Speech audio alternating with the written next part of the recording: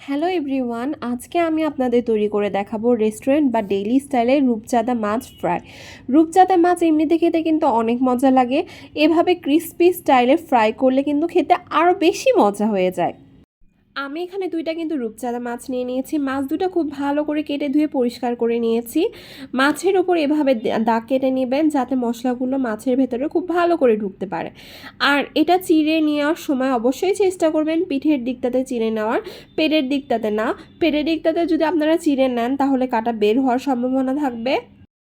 এখন এর মধ্যে দিয়ে দিচ্ছি 1 চা চামচ আদা রসুন বাটা, দিয়ে দিচ্ছি 1 চা চামচ লাল মরিচের গুঁড়া, 1 চা চামচ জিরা গুঁড়া, দিয়ে দিচ্ছি স্বাদ মতো লবণ আর 1 টেবিল চামচ সরিষার তেল।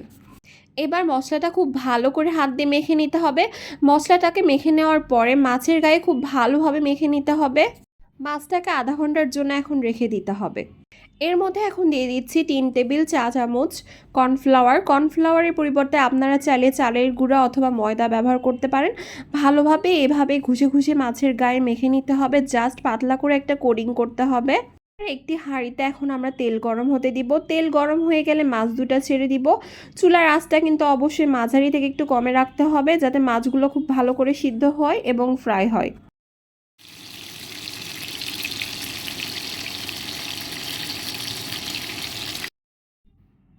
একটা পা সুন্দর করে কালার চলে আসলে উল্টে দিতে হবে, বারবার উল্টে দেওয়া যাবে না, এতে করে কোডিং নষ্ট হয়ে যাবে।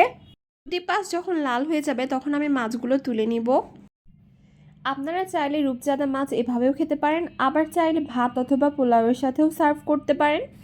আশা করছি আজকের রেসিপিটি আপনাদের ভালো লেগেছে।